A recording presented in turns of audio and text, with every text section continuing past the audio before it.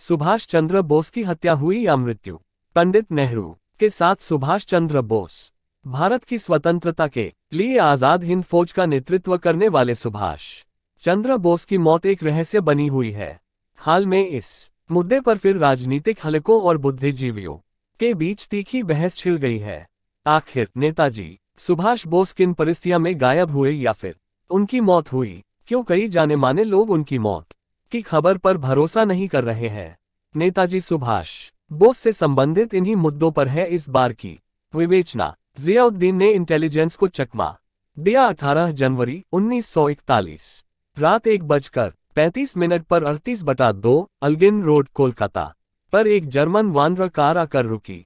Car का number था BLA 7169। लंबी शेरवानी, ढीली सलवार और सोने की कमानी वाला चश्मा पहने बीमा एजेंट मोहम्मद जियाउद्दीन ने कार का पिछला दरवाजा खोला। ड्राइवर की सीट पर उनके भतीजे बैठे हुए थे। उन्होंने जानबूझकर अपने कमरे की लाइट बंद नहीं की। चंद घंटों में वो गहरी नींद में सोए। कोलकाता की सीमा पार कर चंद्रनागौर की तरफ बढ़ निकले। वहां भी उन्होंने अपनी कार नहीं रोकी। वो धनबाद के पास गोमो स्टेशन पर रुके। उनींदी आंखों वाले एक कुली ने जियाउद्दीन का सामान उठाया। महात्मा गांधी के साथ सुभाष चंद्र बोस कोलकाता की तरफ से दिल्ली कालका मेल आती दिखाई दी। वो पहले दिल्ली उतरे, वहां से पेशावर होते हुए काबुल पहुंचे, वहां से बर्लिन। कुछ समय बाद पनडुब्बी का सफर तय कर जापान पहुंचे। कई महीनों बाद उन्होंने रेडियो स्टेशन से अपने देशवासियों को संबोधित किया।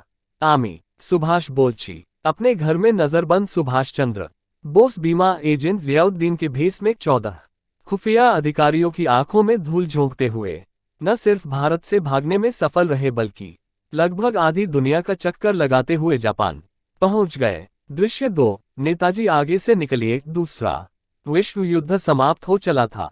जापान को आत्मसमर्पण किए हुए अभी 3 दिन हुए थे।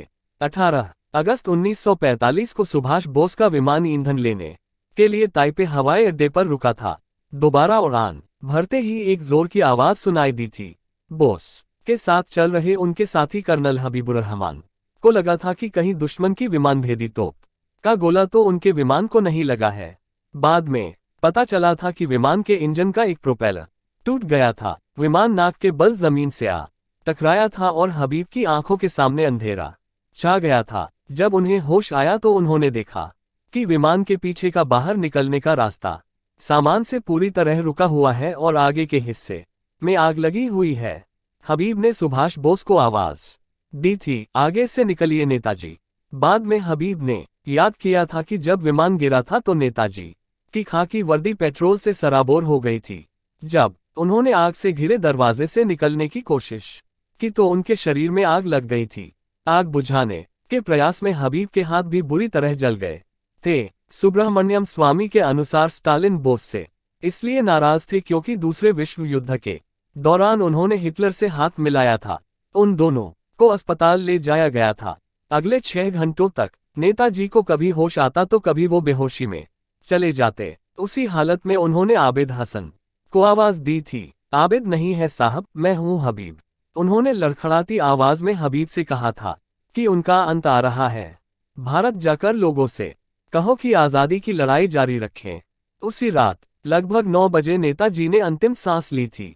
20 अगस्त को नेताजी का अंतिम संस्कार किया गया। अंतिम संस्कार के 25 दिन बाद हबीबुर्रहमान नेताजी की अस्थियों को लेकर जापान पहुंचे। पत्नी एमिली फूट फूट कर रोई। सुभाष चंद्र बोस की पत्नी एमिली और उनकी बेटी अनीता 1945 में ही अगस्त के आखिरी महीने में नेताजी की पत्नी एमिली अपने वियना के फ्लैट के रसोईघर में अपनी मां और बहन के साथ बैठी हुई ऊन के गोले बना रही थी। हमेशा की तरह वो रेडियो पर शाम का समाचार भी सुन रही थी। तभी समाचार वाचक ने कहा कि भारत के देश द्रोही सुभाष चंद्र बोस ताइपे में एक विमान दुर्घटना में मारे गए हैं। एमिली की मां और बहन ने स्तब्ध हो कर उनकी ओर देखा। वो धीरे से उठी और बगल के शयन कक्ष में चली गईं, जहां सुभाष बोस की 2.5 साल की बेटी अनीता गहरी नींद में सोई हुई थी।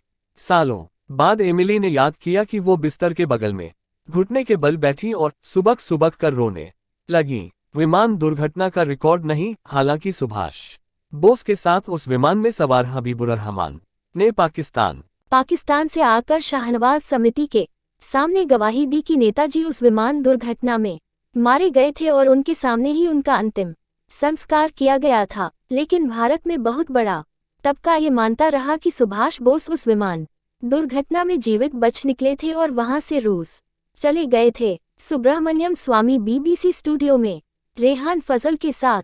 भारतीय जनता पार्टी के नेता सुब्रमण्यम स्वामी कहते हैं कि विमान दुर्घटना के समय ताइवान जापानियों के कब्जे में था, उसके बाद उस पर अमेरिकियों का कब्जा हो गया। दोनों देशों के पास इस बात का कोई रिकॉर्ड नहीं है कि उस दिन वहां कोई विमान दुर्घटना हुई थी।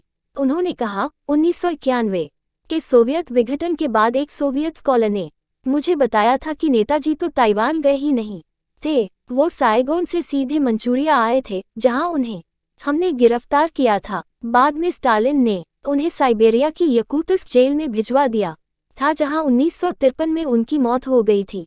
नेहरू के स्टेनोग्राफर की गवाही। मोतीलाल नेहरू के साथ बोस। स्वामी नेहरू के स्टेनोग्राफर श्याम लाल जैन की शाहनवाज जांच समिति के सामने दी गई गवाही का जिक्र भी करते हैं। जैन ने आयोग के सामने कहा था कि 1946 में उन्हें एक रात नेहरू का संदेश मिला कि वो उनसे तुरंत मिलने आ जाएं। उनके निवास तीन मूर्ति पर नहीं बल्कि आसफ अली के यहाँ, जो उस जमाने में दरियागंज में रहा करते थे। जैन के अनुसार नेहरू ने उन्हें ब्रिटिश प्रधानमंत्री एटली के लिए एक पत्र डिक्टेट कराया था, जिसमें कहा गया था कि उन्हें स्टालिन से संदेश मिला है कि सुभाष बोस जीवित हैं और उनके कब्जे में हैं।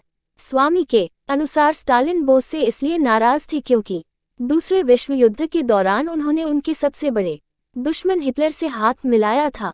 जापान का अजीब अनुरोध महात्मा गांधी के साथ सुभाष चंद्र बोस। सुब्रमण्यम स्वामी ने बीबीसी को बताया कि इसका दूसरा बड़ा सबूत उन्हें तब मिला जब वो चंद्रशेखर के मंत्रिमंडल में मंत्री बने। उन्होंने बताया, हमारे पास जापान से अनुरोध आया कि रिंकोजी मंदिर में सुभाष बोस की जो अस्थियां रखी हैं उनको आप ले लीजिए, लेकिन एक शर्त पर कि आप इसका डीएनए टेस्ट नहीं कराएंगे।